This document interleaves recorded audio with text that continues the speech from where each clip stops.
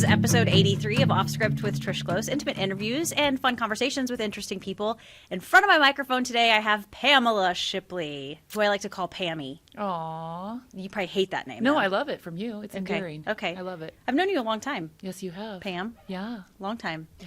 I don't actually remember where we met, but we hung out when you owned Red Rock. Yeah. I think I did West Coast Flavors with you about three That's or four it. times. I think that was it. That's it. You're kind of a celebrity because you owned Red Rock. Yeah. A lot of people know you that way. They do. Maybe, yeah, less so now, but still, it's crazy how I still run into people. It is crazy. Yeah, it's nuts. Okay, we're going to talk about that a lot. I apologize. I have a couple of drinks. I have my water and my coffee. Hydrate. Yes.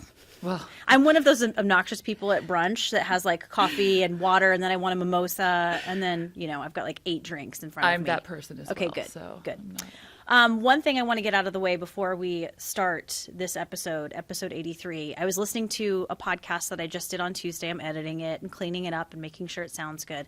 I have realized when someone answers a question, I have my catchphrases. I say, awesome, that's awesome, or I like it. I say those things way too much in these podcasts. So do you want me to make like a little sound when you say that, or I want you to like smack me. be like, You just said awesome. Stop saying that. So Okay, I think it comes from years of reporting. When you're interviewing someone, you're kind of wanting to make them feel comfortable. So you're like nodding your head a lot and smiling. And then after they say something, you're like, oh, that was perfect. Awesome. Great. So I apologize to my listeners because that's probably really annoying. And I'm like, awesome. Ugh. Just sounds awful. that doesn't stand out in the ones that I've listened to, but I haven't listened to 83 for sure. From here on out, I vow to try and not say those phrases that I say every single podcast. I promise. Can you write those down? I know it was for sure awesome. What awesome, else? I like it. Oh, you have it written down. Okay, awesome, I like it. There was 3. And then sometimes I say, that's really awesome. Or I'll say something like, gotcha. I've said gotcha a lot. Okay, when so you're like in that explaining something. family. Yeah. Okay, all right. Just tell me to shut up when I'll I say I'll it. do my best. All right, Pam Shipley. Where are you from originally? It's right here in Southern Oregon. Born and raised. Born and raised. Crazy, yeah. Okay. I did forget to mention you are the operating room manager at the Surgery Center of Southern Oregon. Yeah. That's a hell of a title. Yeah, well, great place to work. Big job. Love it. Okay. We're going to talk about that too. Okay. So from Southern Oregon, where'd you go to high school? South Medford High. Graduated from South Medford High. What year did you graduate? Do I have to say? No, you don't. You don't have to answer any of my questions, but I'm going to ask them. Oh, God. 1989. Class of 89. Holy, yeah. What were you like in high school? A nerd. Captain of the debate team. Wallflower. Yeah. Really? Total nerd. Yeah. Really? Did you grow up with siblings? Younger brother. A little brother. Yep, that was it. What'd your parents do? My mom worked for the Social Security Administration, and my dad was like in the food brokerage business, like Cisco. Oh, okay. Yeah. Cisco makes some really good fries. They do make good fries. They do. Talking with a local chef, I said something about that, and he goes, even the really fancy restaurants, their Use French Cisco. fries use Cisco fries. Yeah, I don't doubt it. They're real good. Cisco's got, they're good. They've got lots of high quality stuff. I like hand cut fries, but they're kind of a pain. They honestly. are a pain. You got to change the oil a lot. Got to change the oil a lot. And I just made some actually this week for Chuck's birthday. I saw that. Yeah, and we had I like to call them pommes frites. It's like fancy. Pommes frites. Yeah, pommes frites. Yes. So he didn't work for Cisco, or it was just a company like that? No, it was a company like Cisco. Okay. Yeah. Ironically, it was located right next door to my old restaurant. It was called Bates Wholesale. Interesting. Yeah. What did he do It's there? Habitat for Humanity now. Oh. Or no, then it was Habitat, then Habitat moved. But it was like one of those warehouses. Okay. They were a local food distribution company. What did he do there? He was like the manager. Oh. Yeah, he worked his way up from like box boy to manager. And Mom did Social Security? Mm-hmm. Okay. Administration. Okay. Which is like, federal government job. Mm-hmm. Worked your way up to. So you were a nerd Yeah, in high school? I was a total nerd. I couldn't wait to blow this town. Really? Yeah. I just wanted a new identity. I just wanted to start, where I maybe wasn't a nerd or what. Okay. I don't know. I liked school. I did well. But I think I was like a nerd. I'm assuming you had friends. Yeah, I did. I don't want to say like, did you have friends? No, it wasn't that bad. I had a few friends. No, I had friends. I had a nice little friend group. Were you shy? 'Cause you don't strike me as shy. I think I was just insecure, shy. You know, the whole high school thing. High school's so rough. You can't relate. You're like, no. No, high school is really rough. I think middle school's worse. They both were bad. Middle school was super tough for me. And then going into my freshman year, my mom was like, we need to change up some friends. You're going to get in trouble. Yeah. So I changed friends, and I was good after that. But I was going down a path. My freshman year, I was such a rebel. Oh, yeah. I don't see you that way. But yeah, you changed paths. Yeah. I had this pair of jeans that had a bunch of holes in them. And acid wash. Yes, and she was like, "Do not wear these out of the house, whatever." And so, of course, I would put them in my backpack, and when I got to school, I would change into them. Trish. I know she doesn't know that. I just revealed. Now she does. Now she does know it. What did you do after high school then? I went to University of Utah. Whoa! Yeah. You really did blow this popsicle No, I mean stand. not super far away, but It's a plane ride. yeah, it's a plane ride for sure. It's a couple states over, or a state over. So yeah, Little geography lesson for yeah, everybody. big school. What school? University of Utah. It's Okay. in Salt Lake. Okay. The enrollment then was about low 30s. And Salt Lake at the time was population of maybe 2 million-ish. And so I had a couple friends that went there. It was just far enough away to, you know, it was just, Perfect. yeah, What did you study? biology. Biology. Thought I wanted to be a doctor. Interesting. Yeah. Where you are now. Right. And, Yeah. When did you realize you did not want to be a doctor? I think it was all the education involved. Just all the It's a lot. education. It is. I think it got to where I was like, how much longer? Like 6 more years. And it's expensive. It's expensive. That didn't even weigh in on me at the time. I probably should have, but it was mostly the time. I think I was feeling done with school. Yeah. There's a doctor I interviewed on this podcast, which actually you should listen to it. You would love it. Dr. Oh. Gross, Dr. Brian Gross. Yes, cardiologist. Yes. Yeah. He essentially Good guy. is great guy. The guy that came up with essentially how to save people from heart attacks in Southern Oregon. And his research and his work is known around Really? the country, maybe the world. I don't didn't know. that. Really fascinating guy. What I was getting at, when he was a doctor here and then he semi-retired, he said he went from working pretty much 80 hours a week. Now he's working like 40. Oh, he is. Okay. I'm like, that's Yeah. not retirement, dude. Doctors, surgeons, I work with surgeons mostly, work an insane amount of hours. Insane. It's great. I It mean, is obviously, great. they love what they do. They're machines. They do Machines. love what they do. They're not on the same level as most people. They're really not. Okay. They just, yeah. So biology, do you ever shift your major, change it up? Nope. You- biology. you graduated the whole with way. Yep. Biology. Okay, what Yep. comes after college? Okay, then? I meet a guy. I'm home for the summer. One You summer. meet a guy where? in Southern Oregon. Here. Okay. I meet a guy. He's from Lowell, Oregon. Teeny little house, little town outside Lowell. Lowell, Oregon. How do you spell Lowell? Lowell. Oh, Population probably 1,200. I don't even know. okay. So we go camping up around. It's in Lane County, so it's in the Eugene-ish area. Okay, it's by some lakes and Oak Ridge. Maybe Oak Ridge you've heard of. I have. Okay. Adorable little cafe, 1950s cafe, closed down, right, for years. In Lowell. In Lowell, Oregon. Lowell. A little spark, like, oh, look how cute that is. And he was like a house flipper back in the day before that was called house flipping. That's Okay. what he would do. So he was interested in buildings and architecture, blah, blah, blah, and old things. And a little spark. Oh. And so I go back home to Utah. It's my senior year. And that little spark, of course, it just grew like, oh, I don't really want to go to medical school, do I? I'll open a restaurant. Was there a spark with him or the Yeah, cafe? no, there was a spark with him and the Okay, cafe. Yeah, okay. both. He did not work out, but the cafe did. So, okay, so let's back up. Senior year, and you can't get this out of I your can't brain. get out of my head. Okay. Now I'm researching. I've Researching got what? everything to do with a restaurant. Okay. When I probably should have been studying. No. Okay. Yeah. Everything to do.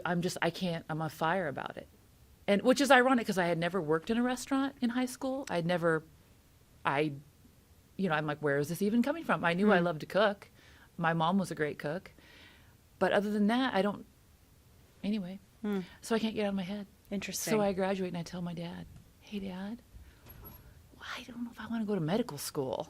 You should. I mean, the look on his face was like, Oh no. what? You want to do what? Oh, and of no. course, he knows the restaurant business because he, And that it's provided pretty tough. Yeah, yeah.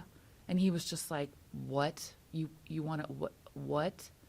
I mean, it makes sense, doctor, cafe, it's just obvious transition. It's insane. It's insane. But Was he disappointed? I think he was a little. Mm-hmm. But he's a good guy. We were close. He was a little disappointed though. Mm-hmm, yeah, for sure. I'm sure anybody would be. You said mom was a good cook. Were you guys like kitchen gatherers? Yes, we were. Same. We were. Mm-hmm. Yep. What kind of things did she cook that you loved? Everything. She was. I mean, my mom was McDonald's or macaroni and cheese was like a treat. Oh. Because that was a special night. Because everything was from scratch, home cooking, breakfast, lunch, and dinner. Wow. Over the top. And she'd come home from work and cook dinner. Yeah. I love those mamas. Oh, she was a hell of a mama. That's the generation, right, where women were in the workforce, but housework was not 50-50, right? Domestic was not 50-50 like it is now. And so mama brought home the bacon and cooked fried it up in a pan, man. I love it. And then some. My mom also worked full job and then would come home and cook dinner. And typically, if we ordered pizza or something, it was like a super huge treat. Funny. Yeah. And it was never an idea of, I'm too tired.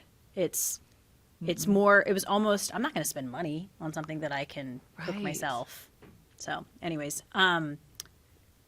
did she make anything that sticks out to you? Lasagna. Lasagna. She actually made a ton of the stuff for the restaurant. Really? The minestrone soup was hers. She made that until the day we closed. Wow. The lasagna, the eggplant parm, and all the desserts. Is she Italian? Yeah. Oh, well, there you go. Yeah. That makes a lot of sense. Is Dad Italian? No. Okay. No. I didn't know that about you, Yeah. Pamela. Okay, so let's get back to this cafe in Lowell. Yeah, Lowell, Oregon. You graduate. Yep. Okay. You move To Lowell, Oregon, which Okay. there used to be the show called Northern Exposure. Yes. Okay. Swear to God, I was like on Northern Exposure. It was the cutest. It was crazy. Aw. We were the only cafe in town. So everybody, it was right across the street from the high school. I knew everybody in the town within course. like a year and then some. Right. Wow. I mean, I was like, man, I'm like a counselor. I'm, they would come in, sit across from the counter and I just knew everybody's life story. It was hilarious. I bet. I mean, I loved it. That hilarious sounds disrespectful. I don't mean it that way. No, But- I totally get where you're coming from. So what kind of things did you were the cook? I knew how to do everything, but the time my partner at the time, he was mostly the cook and I was the front. I was the front person. This is the boy? Yes, this is the boy. Okay. Yeah. He was cooking. Yeah. Fantastic. Yeah. And so you were essentially in charge of the administration of this Yeah. cafe. And now picture, this is just a little pizza joint, let's say. This is mostly just a little pizza joint. Okay. In Lowell, Oregon. The only one. What kind of things did you serve up? What was the name of the cafe? Red Rock. Same name. Really? Yeah, it was like Red Rock Cafe because there was a little campground around there called Red Rock that we loved. Okay. You named it Red Rock? Or it was Yes. called Red Rock? The campground was Red Rock already. Okay. And we just loved that place. Okay, And so so we named the named restaurant that. So it's kind of like fit the area, like For Rogue sure. would fit Southern Oregon. For sure. And what kind of things were served up at the Red Rock Cafe? Mostly pizzas, let's see. Mostly just pizzas, but I did have this crazy idea to do espresso and cinnamon rolls in the morning. Again, we're the only gig in town, right? So I was working to do cinnamon rolls from scratch is about a 4 a.m. Oh, yeah. start time. Oh, yeah. And, we probably closed at 8 or 9. I don't even remember. So it was a crazy day. I abandoned that pretty quickly because that was just too much. Yeah. You could have just called Cisco up and been I like, could have. I probably cinnamon could have got rolls, please. Theirs were probably comparable. So I guess I was thinking cafe, small town, you're doing like bacon, eggs, and hash browns in the morning. Yeah, no, we didn't do that. Okay. And I'm not really sure why, but we just mostly stuck to pizza. Pizza. Yeah. What kind of pizzas? All kinds? Pretty much the same thing I had at Red Rock. They had different names. At Red Rock, I switched all the names, Red Rock here in Medford, to Italian names. But in Lowell, they had names of all the areas. Like there was this farm called Best Friend's Farm, and that was our pesto pizza, which Okay. we later named the Raphael. And they made the pesto, or they grew the basil, and they would bring it to me. And so it was this cute little great. Sounds like you miss it. It was fun. Yeah, it was fun. It was a fun time in my life. I mean, you're super young, right? Yeah, I was 23. Crazy. 23. So- Because it took a little while to open it. How long did you have the cafe for? Just 2 years. Just 2 years. It rains too much there. Oh, It rains so much there. you had to get out? It was like, it was hard. It was depressing. It's gray and drizzly and rainy. It really is. Summers are much shorter than here. You broke the hearts of the people in Lowell when you left. I think they were a little, they ended up coming to my wedding down here, a lot of people. I think, it was a good time. Maybe I did. I don't know. But I think you probably broke some maybe. hearts, Pam. It was a fun time. So you're there for just 2 years and you moved to Southern Oregon. Yeah, miss the family, miss the weather. My whole family's here. And then you never left after that, No, right? Okay. no. So you get married? I get married the first time to First that time boy. to that Yes, boy, the yes. spark. Yep, the spark. That did not last. Nope. Okay. Nope. But you have a beautiful baby from. I do. I have a daughter who's 21, just I turned know. 21. I saw My the little Vegas girl. pictures. Oh, Vegas. I can't believe you took her to Vegas for her 21st You know birthday. what? She wanted it. She's like, Mom, she's the oldest of all of her friends. She's like, you want to get a group together and go to Vegas? I'm like, hell yeah. What a cool. Flattered. What a cool mom. We're pretty close. Yeah, Only you having guys are. one, you're pretty close. For sure. For sure. We had lots of conversations because our kiddos are pretty much the same age. Connor turns 21 on the 19th. Yeah, yeah. So, on the 19th? yeah, Oh, boy. it's so crazy. 21. I know, it's nuts. But we used to talk a lot about them because they were so close in age and how I was relieved when I said something. I'm so sorry, Connor. When I said something about middle school and it's just like, I don't understand why they don't shower. And you were like, Oh, oh yeah, boys. totally. You're like, girls too. They just stink. They do. I'm so sorry. I'm oh, so she's going sorry. to be so mad at me. Oh, and he's going to be so mad at me. She actually knows it. She knows it. Yeah. Oh, he does too. Yeah. Yeah. So I mean, we were the same way, I'm assuming. Yeah. I don't remember I ever. guess. I don't know. See, I think I No, ever it was the really 80s stinky. for me, man. I spent 2 hours in the bathroom with like Aquanet. No. Oh, My yeah. bangs were like 2.5 inches high. sure. Yeah, no. I teased my bangs, and you remember like you'd have like a really good bang day, Oh, yeah. and you just walk around and be like, look at this. Oh, my hair was huge. Yeah. That you missed probably a little bit of that. I'm older did. than you by almost a decade. So, Yeah. I was But- born in 79. but you are from the South. yes. So I'm guessing Bigger the that hair, the Southern closer to hair- God. Oh, yep. hell yeah. Yes, ma'am. Yep. But I do remember it was a big deal to have the top bangs kind of go back and then these go forward. Yes. Which takes a lot of work. It takes a I think- lot and a of lot work. of hairspray. And you would spray it. It wouldn't quite look right. You'd comb it all out. Uh-huh. And Do you it know- again. You know who feels our pain is Chuck Glose. Oh, He had a pompadour Chucky. in high school. Oh, he did. Huge pomp. And so he had this like long hair that he would brush back and tease, and it was really big too. Why Yeah. does that not surprise me? I know. He had some stylish hair. I forgot what we were talking about. Moved back to Southern Oregon. Yep. Found where the wharf is now was is where I first moved to. Really? Red Rock, where the wharf is. You didn't know that? No. Yeah. It was Lombardo's Used Appliances, closed down. Okay. So it wasn't a restaurant. Bought that building, needed a ton of work. 173 used appliances in the So parking lot. you're like, this is what I'm going to do in life is have a restaurant. I think I mean, you so. were going for it, Yeah, obviously. yeah. Okay. So you open up this place. Open that up. Everything we could do ourselves, we did. Mm-hmm. You know, What kind of work did it need? I mean, obviously, if it's an everything. auto. We're talking about a leaky appliances, used appliances, Mm. leaky, and it had been closed down for God knows how long. Mm-hmm. So, it needed everything. Wow. A whole gut job. And one thing we forgot to mention is that there was a Ferris wheel in Lowell. Do you Oh. remember the Ferris wheel? I do. Love the Ferris wheel. Huge fan. Why was there a Ferris wheel? I don't know. My soon-to-be husband, my partner at that time, had this crazy idea. Our restaurant was almost on a lake, and he was like, we need a Ferris wheel. That'd be the most amazing advertising. That would be You guys right? bought a Ferris wheel? yeah, Where yeah. does one buy a Ferris crazy. wheel? There you can buy them. This was the 1948 vintage Ferris wheel. No way. Ironically, it came from Salt Lake City. It had been in a park there. That is ironic. mint condition. They bring it up. They set it up for you as part of the deal. Show you how to work it, I'm hoping. Show you how to work it, which is pretty easy. Really? And You guys had a Ferris wheel. we had a Ferris wheel. And of course, it did everything you thought it would do. The draw, right? All the media was there and the newspapers and blah, blah, blah. And so the draw was huge. Of course. And we got people from everywhere.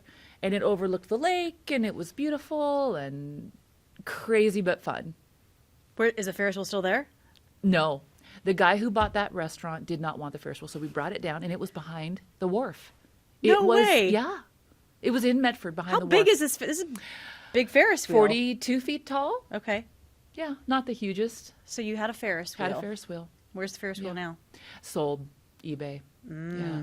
Neighbors weren't crazy about the Ferris wheel. Some of them. What? Yeah, I know. Now, Ferris wheels are super quiet. This one is super quiet. It's not like it's... But people that high up able to, like, look out among residential... I get it. Because where that restaurant was located was semi-residential. Look, there's a naked man. Yeah, you know. So, a couple little things with the neighbors, and I was like, all right, I'm over the Ferris wheel.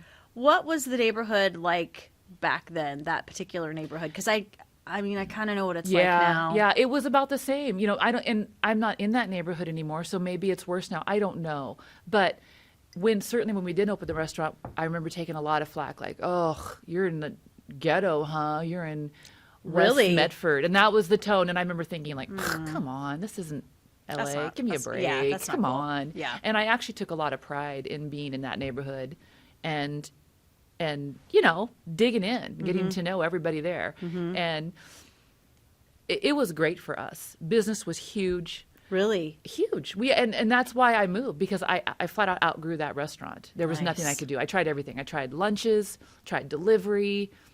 It got to the point where I was like, okay, either I'm going to stay at the same level or I'm going to expand. And started working on expanding. Okay. What did that mean? That meant I first started just looking around, kind of getting the idea of how did I want to expand, all different kinds of ideas. Looking at different buildings that hadn't been restaurants. I don't remember really why, maybe because of location. But I stumble into the building that was Red Rock, and it has had quite the evolution. It was Mexicali Rose first. It was a seed and feed, 1910 seed and feed. Seed and feed. Seed and feed, yep. The train ran behind it.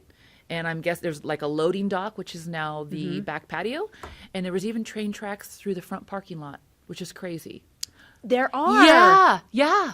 That So the is train crazy. obviously came through at one point and dropped off or got loaded or... Huh. Yeah, interesting. If you think of that whole area as being a commercial, loading, unloading, We'll get porters. supply. Yeah, that was the train station. And then Urban Cork, which is now Urban Cork. Yeah. I believe that was, I want to say, I don't remember.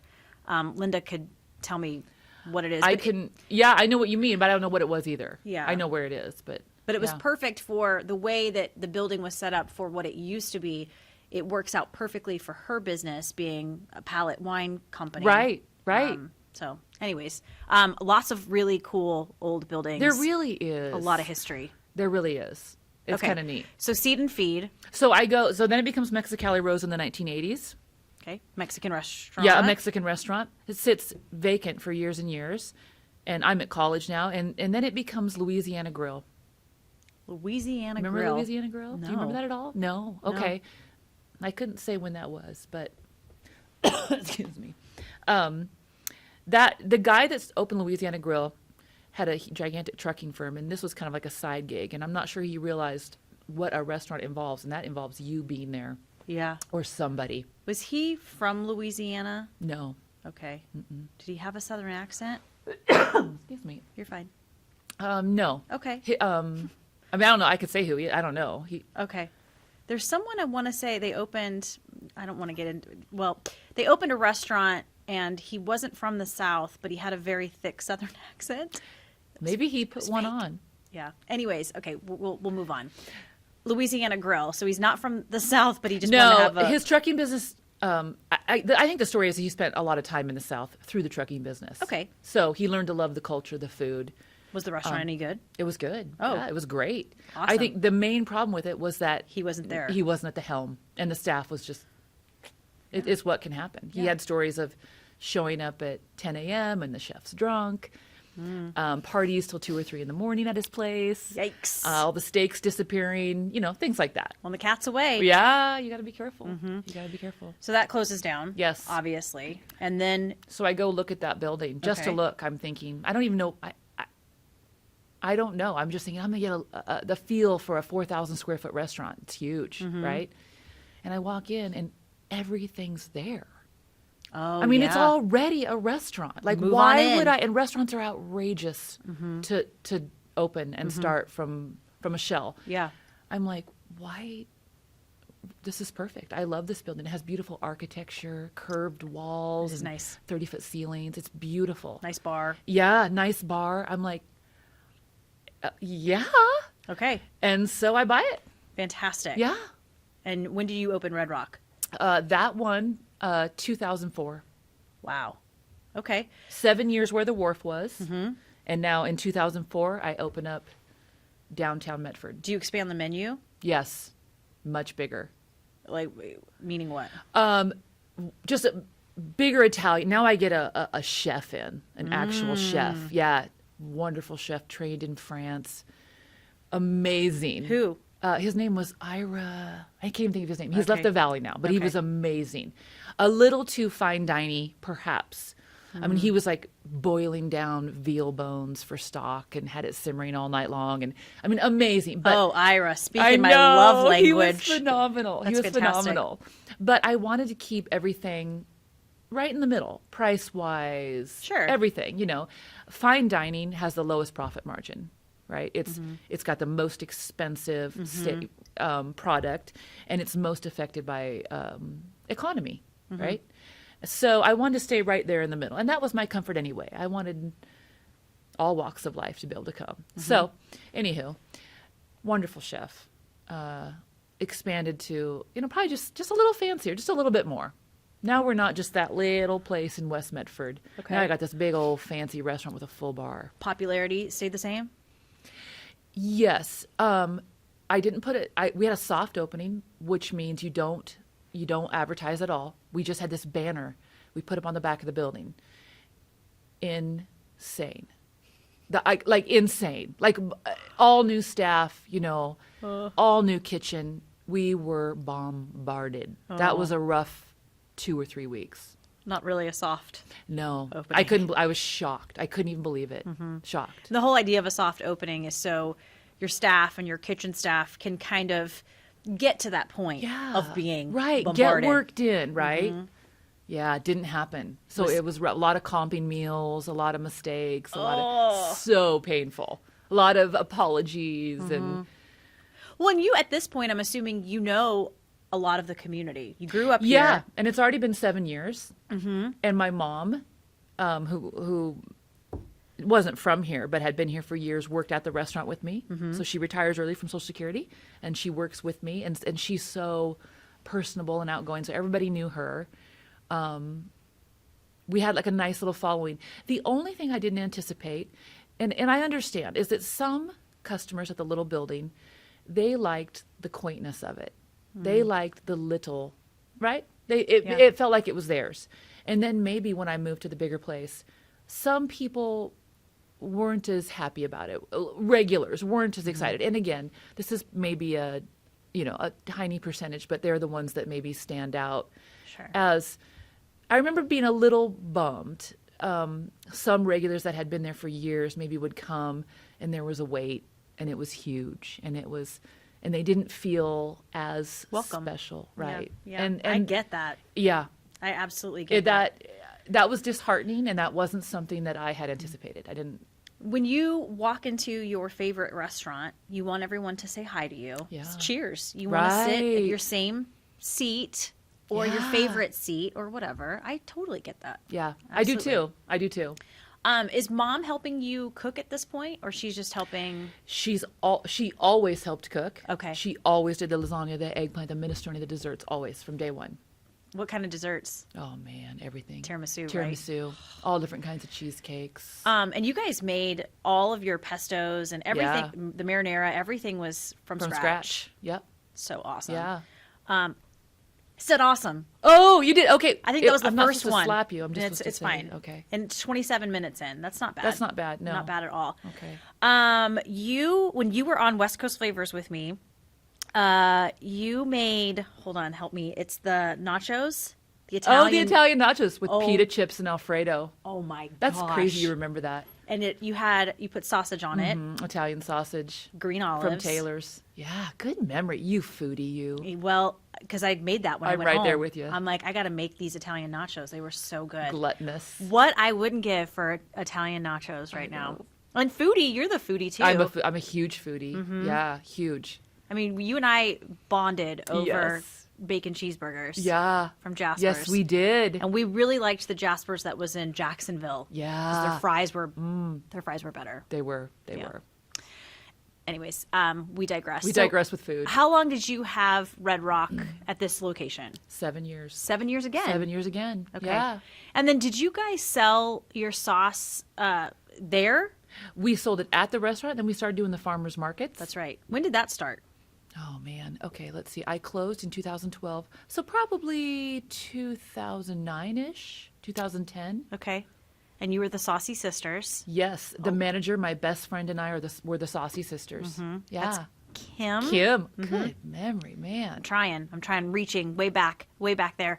And Kim worked at the Yeah, restaurant. yeah. Kim was the manager, the bartender, Bartender. the badass bartender. Yes. yeah, Really sassy, Really good drinks. Yeah, Whew. yeah. Really good drinks. Had several good margaritas Yep, at that Red was a Rock. must. We were doing craft cocktails before that was a word. Really, Fantastic. Yeah, I am absolutely. Yeah, You even got to the point where fresh juice was such a big deal. You got that like industrial size juicer. I love your memory. Hell yeah, we had the big old stainless steel thing. You went like this. You cranked it down. Yeah. Good Halloween parties too at Red Rock. Yes, love Halloween. Yeah. Yeah, you and Chuck, that's something that you guys share. Absolutely love Favorite holiday. love Halloween. Yep. Why did you decide to close down? Well, in 2008, when the recession hit, it hit. Ooh. It hit hard. Yeah. So here I am. I'm only 4 years into this new building, this gigantic 4,000 square foot building. Oh, man. Which seats, oh God, 250 easy. Not even counting the patio. Wow, I didn't know that. Yeah, and it's an old building, and it's got 30-foot ceilings, and it's a lot. It's a lot. And it was great. And then the recession hit, and we felt it. We felt it instantly. It's great until it's not. Yeah. What do you mean by felt it? What happened? People stopped coming in? Straight up volume. Just a change in volume. The amount of people coming in. Yeah. Isn't that interesting? It is. Well, when you think about it, restaurants, right, eating out would be one of the first things to go. Yep. And like maybe the fast food companies, the really cheap, still had a little bit. Yeah. But as far as going out to dinner, not, that's one of the things that would go. Right.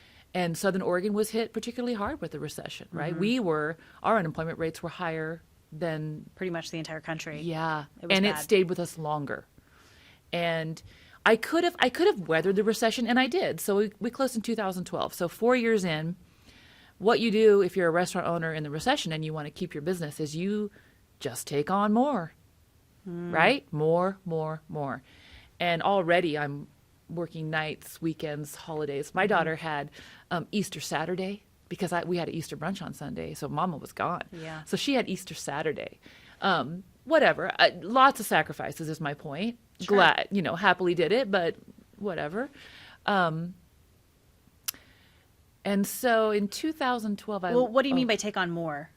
okay, maybe scale down the employees a little. Maybe now I come in earlier.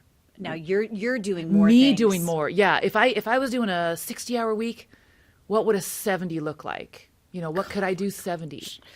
And 4 years of doing that, I take a little look at things and I go, all right, my daughter's 13 years old. This recession, Southern Oregon is going to stay in the recession a lot longer than the national. The rest of the world or the U.S. is starting to creep up, but we're going to be there longer. What do I want to do? How long do I want to do this? I can make it. I know I can make it through. And I just was like, I think I want to spend the last 5 years at my daughter's home, which are super important years, with more time, Want to be more present. security. Yeah, I'd like to be a little more present. Okay. And it's funny because look, she grew up at the restaurant, and that restaurant was awesome. It has an upstairs, and my office, and it had a window where you look down into the dining room. And she grew up talking with the chefs and joking with the chefs and looking through that window at the customers. And she knew how to put in orders on the computer for chicken nuggets. That's adorable. And she had a little cuss jar because, kitchen, cuss jar in the kitchen. And so it was so funny because when I told her, I'm like, babe, I'm going to close the restaurant. Mommy will be home home a lot more. Her reaction was, what? I wanted to work there. Aw, it bless was her so heart. cute. Yeah, That's and adorable. so thankfully, as moms, you like to just throw on the guilt. Thankfully, she looks back on that fondly, and I don't know that she has great. any sadness over Easter Saturday. But my mom worked her butt off. She was a single mom, worked her butt off, and we talk about it all the time. I don't ever remember missing out on anything. right. Anything. I was never deprived. I was never, So Same. I don't know. Just it's Same. not a big deal. Women just like to be hard on themselves. We do. Yeah. Yeah, we Yeah. totally do. So you closed in 2012. I believe, didn't you have like a big kind of we're closing party? We did. I let everybody know, which is, again, a rarity in the restaurant business. Restaurants shut the doors, the employees show up, and there's a sign on the door. And that's because restaurants are so up and down week to week. One week could be great, one week could be slow. And a lot of restaurateurs are trying to make, they're trying to make it week to week. For someone who graduated with a degree in biology, you were super successful in this business. 14, 15, how many years? 14 years down here and then 2 in Lowell, so Right. 16, yeah. Right.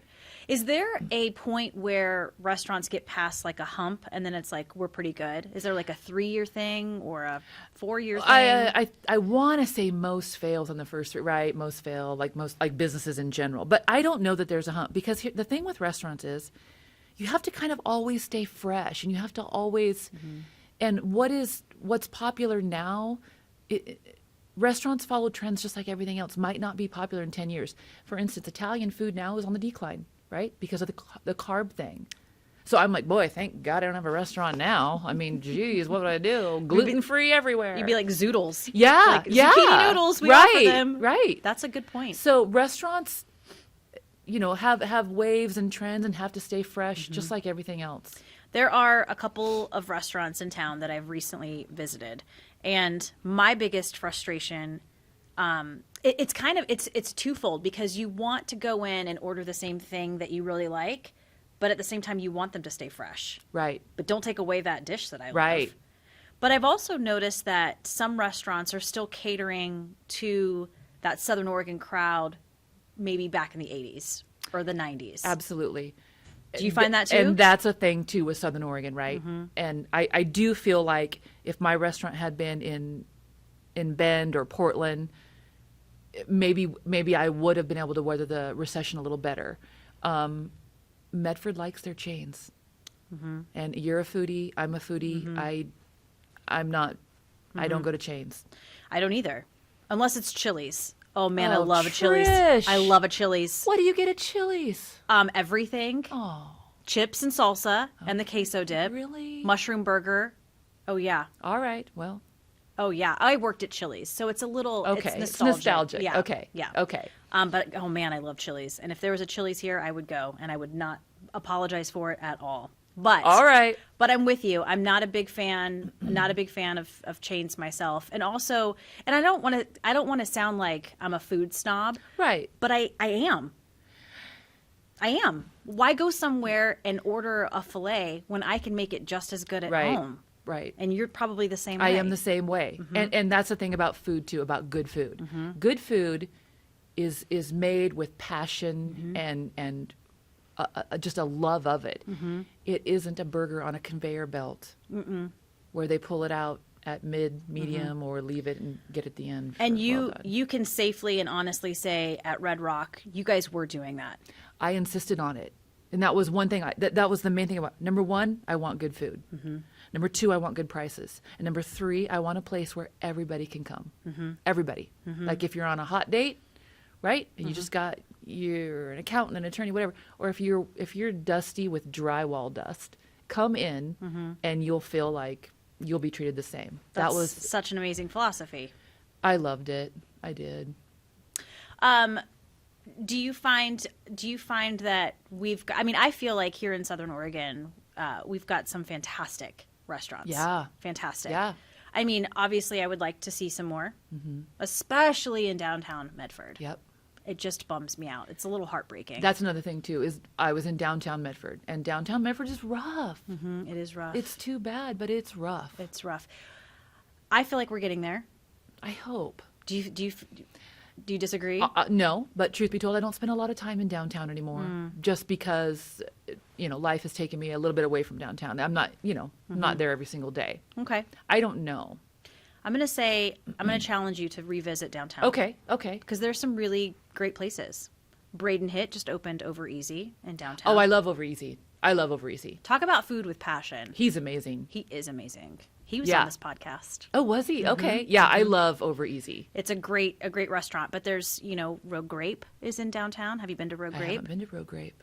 You've got to go, Pam Shipley. Rogue Grape. Okay. You like wine? Oh, yeah, I like wine. You like good food? Yeah. Okay, you got to go. Rogue Grape. Okay. And there's others, and I don't want to call those just two places out, but there's a lot of other restaurants. Downtown Medford Market is one. Yeah, I have been there. We had our sauces there years ago. Yeah. Did you really? Yeah, we sold our sauces there. Fantastic. Yeah, great place. We would go to the farmer's market and get creamy pesto and go get bread from, who was the bakery at the time? Didn't they set up like right next to you? Yeah, oh, it's torture. I can't even remember now. There's so many bakers at the farmer's market. But yeah, you and Chuck. We would get a baguette and some creamy pesto and go home and just eat that. That was it. Done.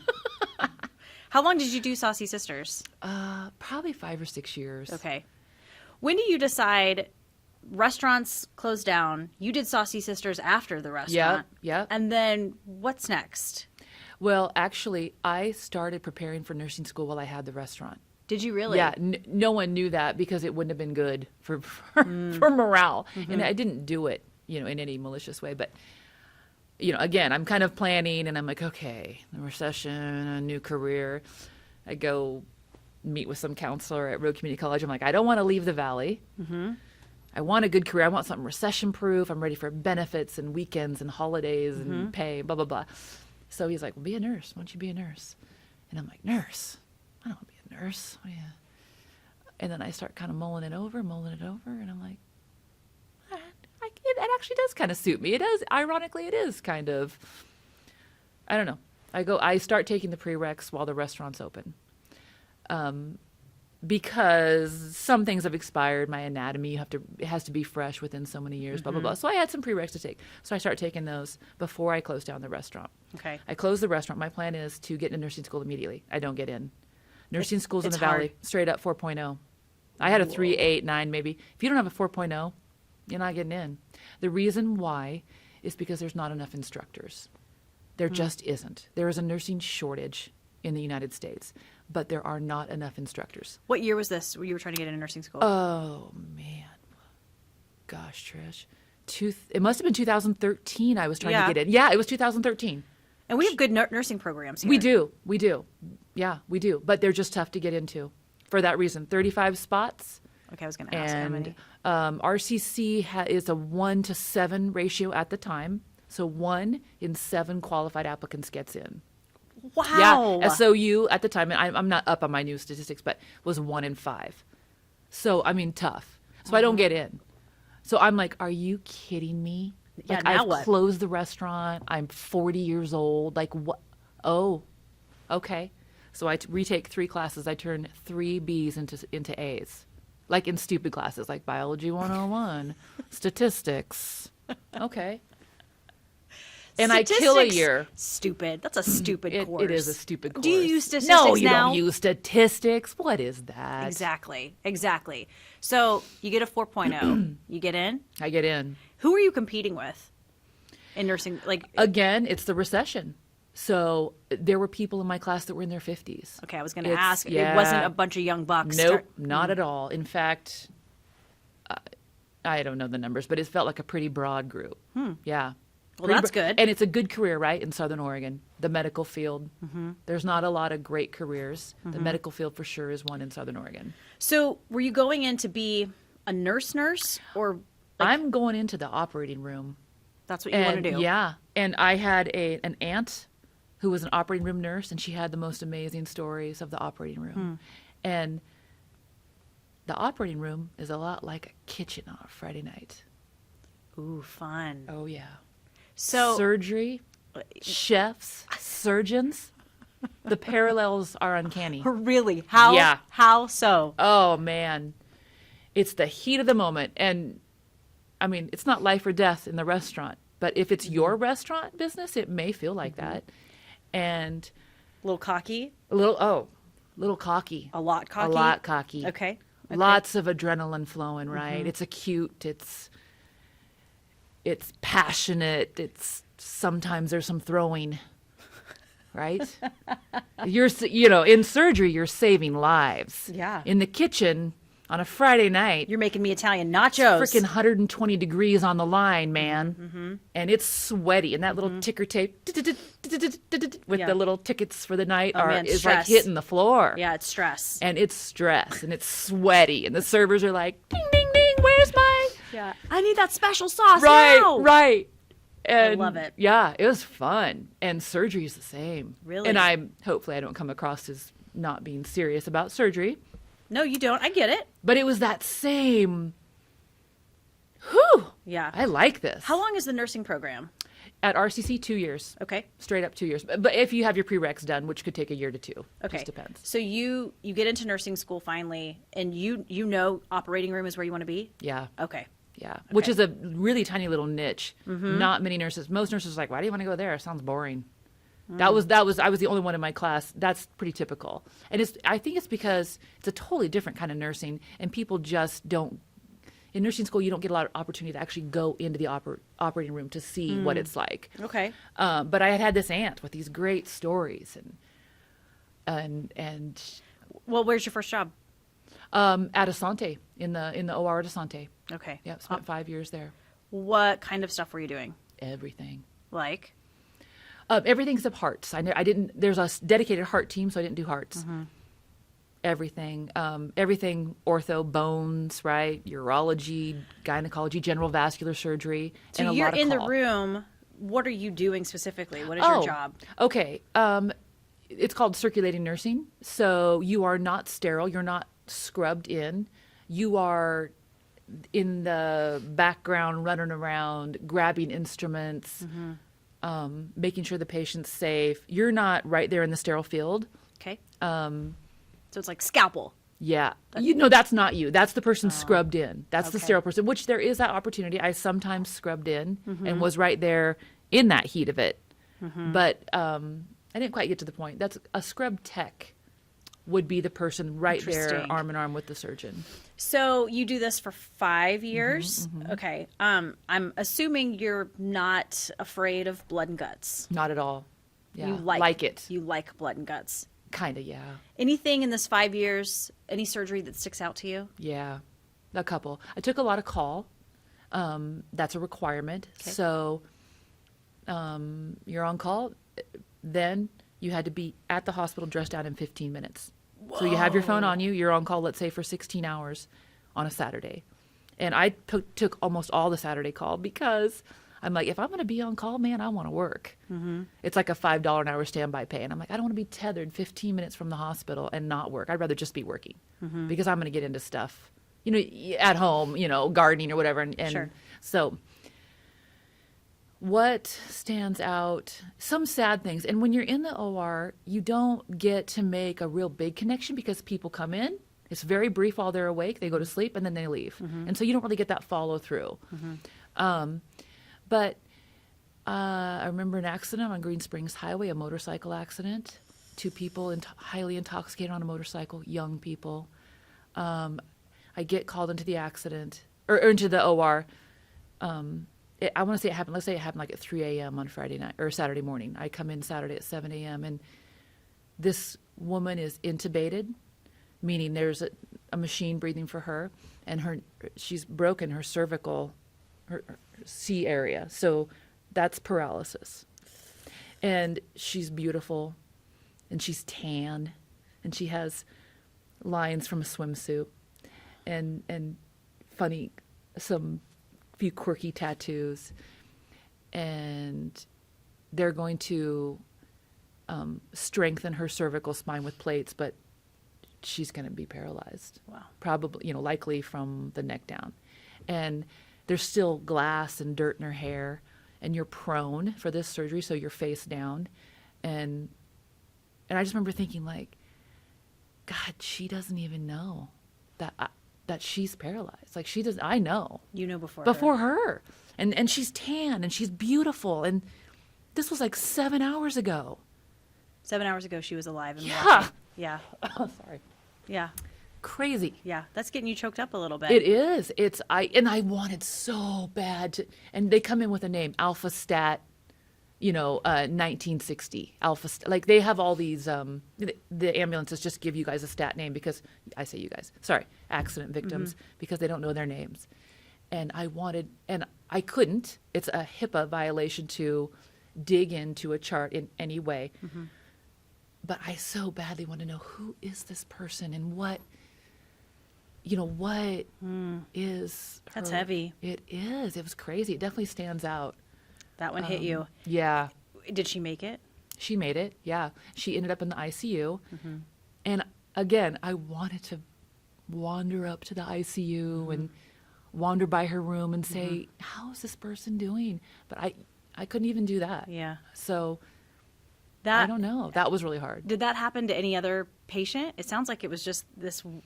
This one stood out the most. Okay. There was another one with dove into a pool, a shallow pool, again intoxicated, and he was going to be paralyzed. Yikes! Yikes! Yeah. And you can't. I'm assuming as a nurse, especially in this operating room, you have to be careful about getting attached, right? You do. I think the OR, again, because it's your interaction with people is so brief, you don't get the whole backstory. The minute they leave the OR doors, that's it. Right. That's it for you. Right. Next one comes in. And it's not an assembly line. It's very serious, but that's it. And your next focus has to go into that next case. For sure. But it is easy to get attached to those particular ones. They just stand out. But you have to be careful about, I guess, bringing that home with you. Yeah. Right. I mean, I know I see that in this job for sure. Yeah. There's a murder trial that I was on, and the guy was sentenced, and there was this breakdown in the courtroom, and I could not shake that. It just affected me. Mom was there in tears, crying, screaming out for her baby boy, and I just could not shake the tears. And you have to be, I tell my reporters that all the time, do a gut check, like make sure, are you okay? You saw something that's maybe graphic or scary or sad. Don't take that with you. You've got to leave it at work. Otherwise, if we're super sensitive over every you can't do a case, good job, right? No. It would affect your job. Right. And so you hear sometimes news people make jokes about horrible, horrible things because the OR does too. Yeah. Oh, I'm sure. But I mean, it's just, it's just same thing. It's a whole different world. It's highly stressful, highly acute. I mean, lives are at stake. And you love that though. I do. Has you've been in the operating room and someone didn't make it? Only a few times. Okay. And they were very ill and older. So I have never, the drama on TV, what happens, that kind of drama. That's not real. Nah, yeah, it's not real. But it rarely happens where someone dies on the table. Because they can resuscitate. It's so controlled. You're already intubated. Right. They can usually get your heart back. And then, so it's very controlled. They may die later the minute they leave the OR. Right. Not the minute, sorry. But, usually we can get you stable enough to leave. Has there ever been a situation where that's happened and there's just massive disappointment? Like, The cardiologist, the cardiothoracic surgeons are, again, machines. They are amazing. They are not like us. And they see, like,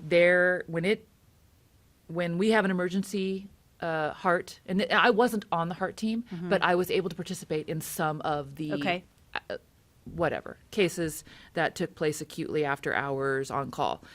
And when they bust somebody through the doors, all they see I have to open this person up and fix them.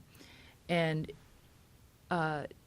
they take it in particularly hard when they can't fix that heart. well, I would assume for that type of personality, failure's just not going to happen. No. And it doesn't matter. It's 2 a.m.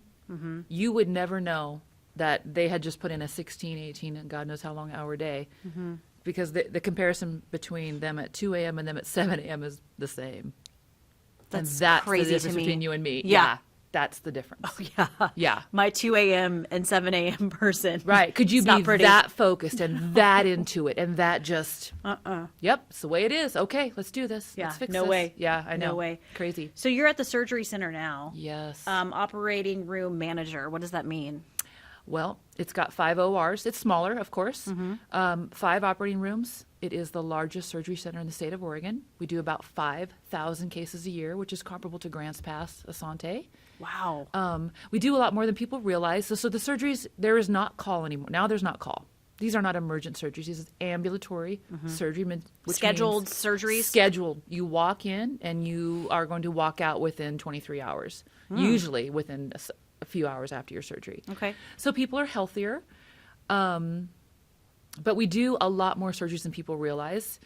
There are about 25 people, nurses and scrub techs, that work in the ORs there.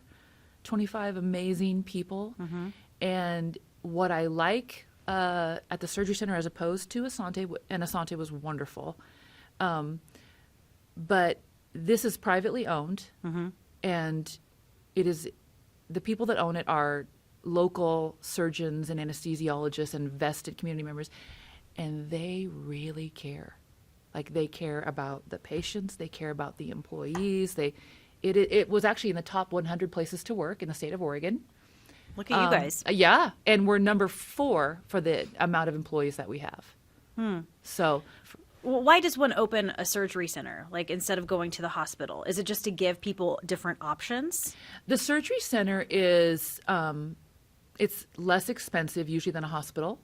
Okay. The infection rates are typically better because there's not, everybody there isn't as sick, right? You're not on the same floor with someone who's Right. battling pneumonia. Right. Okay. Right. So it's a healthier population. It opened in 1997, I want to say. Wow. So it's been there a while. So Yeah. this is for, let's say something happens to me, I get into a car accident, and I'm doing pretty good, but I need to have surgery on my arm. I would go to the surgery center. Yep. All Okay. things hand, feet, lots of carpal tunnel. Really? Yeah, tons of carpal tunnel. Oh, man. Yeah. That's a quick, easy procedure. Is Yeah. it? Yeah. Good to know. Yeah, very quick and easy. I may have carpal tunnel, actually. Really? How do you know, how does one know if they have carpal tunnel? I think numbness, tingling, stiffness. I'm good. Yeah. Yeah. I'm okay. good. Good for now. Yeah, Good. I'm okay. good It's for a now. simple. Just so you know, it's simple if you do end up. with it. Excellent. I'm going to keep Yeah, that in no mind. worries. I'm going to keep that in mind. No So worries. these surgeons have to be not so specialized, right? A general surgeon has to be able to do all sorts of different things. Well, it's the same surgeons at the surgery center that are at Asante or Providence. Same surgeons. Oh, okay.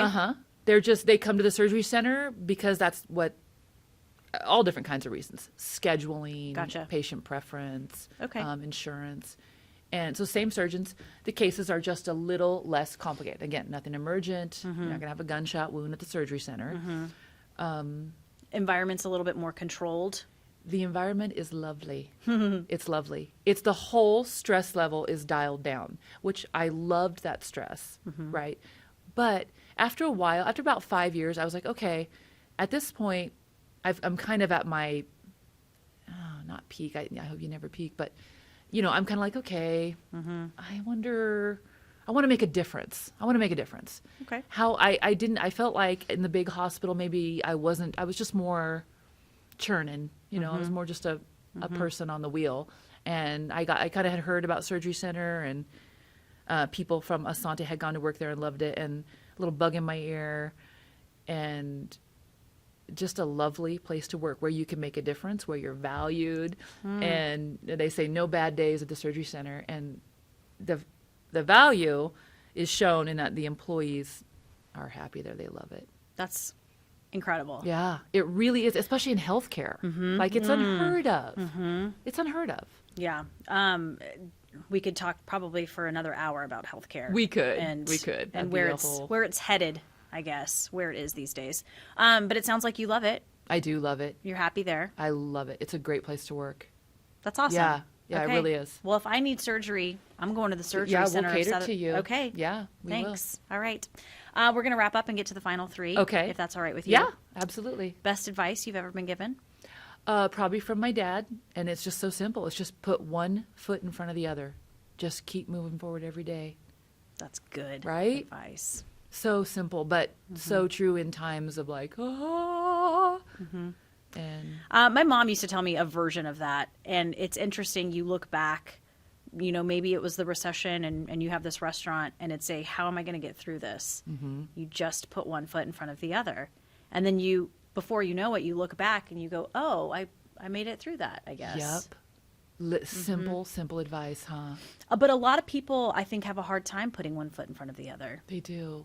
They're just looking too big, maybe just getting overwhelmed. But successful people, and whatever success means to you, but they typically, a trait of theirs is the ability to just put one foot in front of the other. No There's a matter what quote, comes at 'em. I'm going to butcher it, but it's essentially like, you don't get over something or you don't go under something, you just go through it. Yeah, I love that. You just Love go that. through it. Just keep moving. Yep. Just keep swimming, as Dory would say. Love it. If you ever left this place, Southern Oregon, what would bring you back here? What would you miss the most? I think Southern Oregon is the most beautiful place to live. And I mean, that's coming from someone that hasn't lived in very many places. But every time we get outdoors, and my husband and I love to get outdoors, I mean, right? You just look around. Everything is so accessible. It's green. It smells good. Smells the good. weather's great. Yeah. It's lovely. It's beautiful here. It's just lovely. It is beautiful here. No humidity. Yeah, you could talk a long No, time thank about you. humidity. No, thank you. I think that's definitely on my list of reasons why I would never move back to the South. Yeah. I just can't do it. Yeah. It's too much. And I'm sure I could do it. I mean, that's a little dramatic, but there's nothing like in the summer here, especially when there's no smoke. Yeah. And you go outside and it's like a perfect 88 degrees. And the lakes are, 30 minutes, 45 minutes away. Yeah, just a plethora of lakes. Exactly. Yeah. Okay. Final This meal. is your favorite one. Final drink. Yes. Food, nothing special. Okay. Okay. Warm atmosphere. It'd be at a restaurant for sure. Warm atmosphere, your favorite people, right? Everyone's comfortable. For sure, good food, but I'm not talking high end. Just a nice meal where the conversation is good, and it definitely, I will say, it has to have a good margarita, and that's a juiced margarita that You does are a- not you are a come margarita out girl. of a bottle Yeah. with the yellow, right, Mountain Dew colored margarita mix. Your recipe for a margarita is what? Juice 3 lemons, 3 limes, half an orange, simple syrup. Okay. I'm a Patron girl. I do like the anejo or the reposado. Oh, the anejo The golden Patron yes. is so good. Oh. So good. Have you had, we're getting off track, have you had Don Julio, help me, 1942?